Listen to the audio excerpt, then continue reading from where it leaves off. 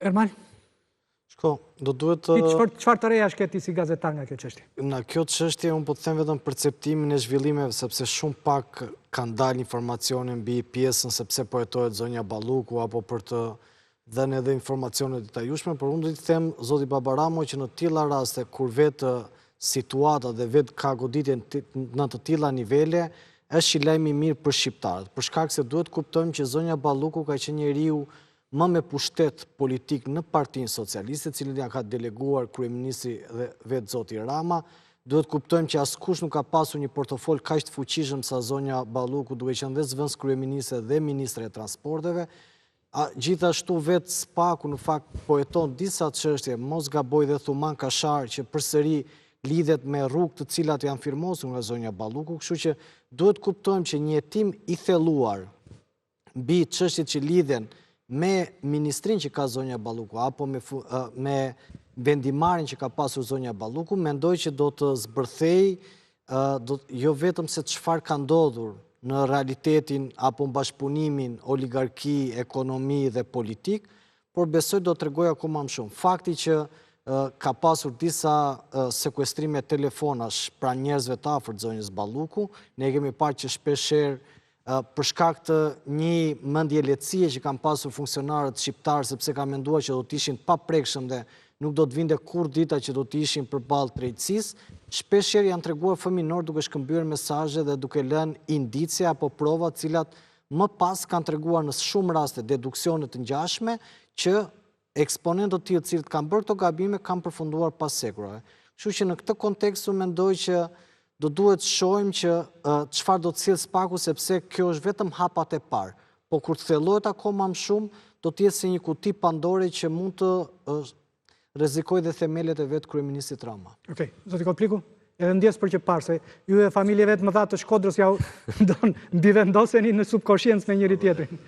Atëherë, unë po merrem me pjesën e propagandës, pra që shitet që nga seanca e 9 tashmë në Parlamentin e Shqipërisë, dhe patjetër që i grupi parlamentar i Partisë Demokratike dhe i opozicës në përgjithësi, mision kryesor ka me xhba propagandën që shitet, sepse Partia Demokratike nuk e njeh atë parlament, megjithatë ka pranuar me hi në atë institucion pikërisht për me xhba propagandën. Dhe sot ishte po prapë njëjta tentativë me prish seancën për mos mu bë ata pyetjet dhe mos u vendos mu marr pyetjet ishin vetëm të shkruar, nuk u lejuan mu artikulu etj.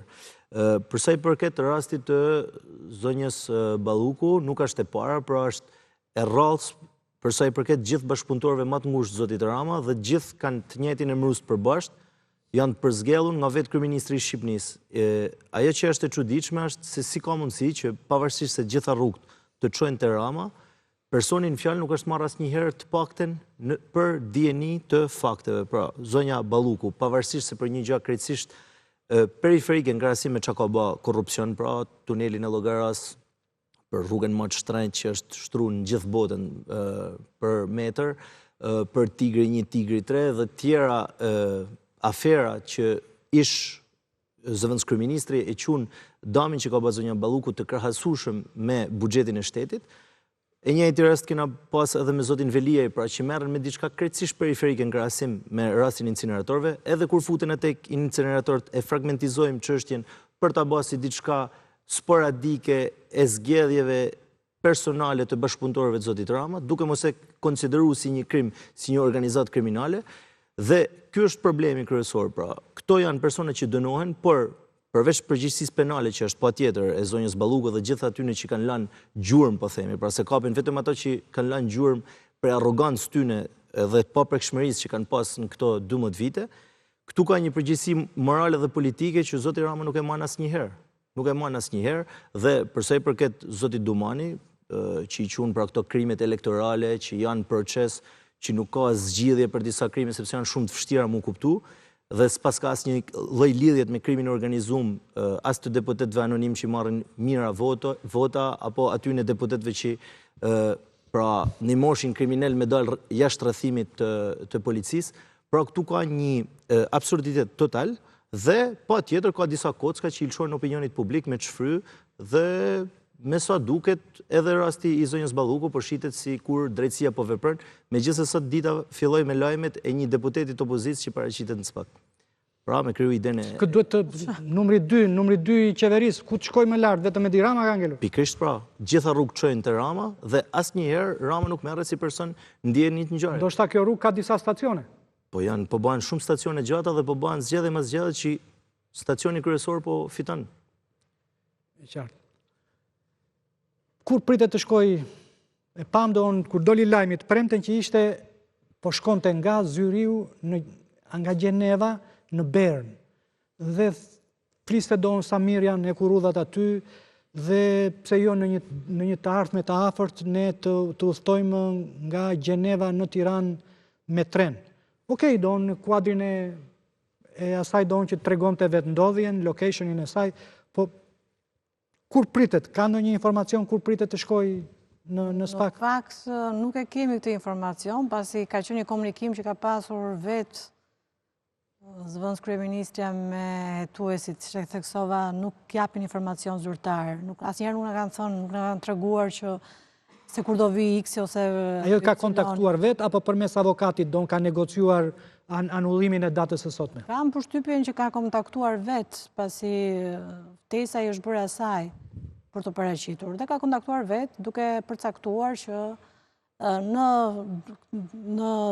këto ditë nuk ka qenë e pranishme dhe do të paraqitet në momentin që do të jetë e pranishme në ambientet e prokurisë. Nuk është herë e parë që ka ndodhur edhe me zyrtarë tjerë që i kanë shtyr për shkak të angazhimeve që kanë patur, por çrëndësi ka, është një vendim që ka marrë prokuria e posaçme në mos tani, mbas dite, ne aty jemi, do ta shohim kur të vi. Nën kryetari i PD-s dhe kryetari i grupit parlamentar tha që edhe vetë zoti Rama i ka bërë presion prokurorit që mos ta thrasi dhe ta shmangi hetimin e zonjës Balluku. Ke konfirmon apo? Nuk e kam të informacion, ose nuk na është bërë prezent, edhe qoftë edhe në rrugë shu shoqërore që kemi aty komunikime prokurorët, nuk e kemi parë. Zoti Domani e ka përgënjeshtruar sot, ka thënë s'ka asnjë presion prokurorit. Zoti Bardhi tha që i është bërë foli për veten e vet. Bi deklarata publike të zotit Bardhi s'mund ta marrim referencë sepse shpeshherë ka ndryshuar qëndrim dhe lët që këtë diskreptancë në realisht midis deklaratave politike dhe deklaratës profesionale të Dumanit, duhet të prevaloj deklarata e Dumanit. Pa i tha për veten e vetë, nuk tha për prokurorin e çështjes. Prokurorin tha, nuk ma ka shkruar akuzat për Berishën ai po ndryshoi. Marr përsipër se jam në mbrojtje të çdo prokurori të prokurisë speciale në aspektin e presioneve. Dhe nuk i ndjejmë këto presione. Fakti që kemi proceduar, zyrtar të lartë, fakti që një zëvendës kryeministër është narrati. Fakti që zëvendës kryeministja sot ka pas për të paraqitur.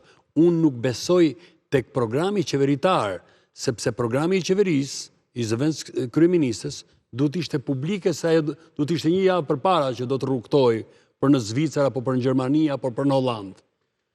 Ndërkohë që SPAK-u ja ka dërguar flethirin që ditën e mërkurë të javës kaluar dhe është bërë publike për opinionin publik.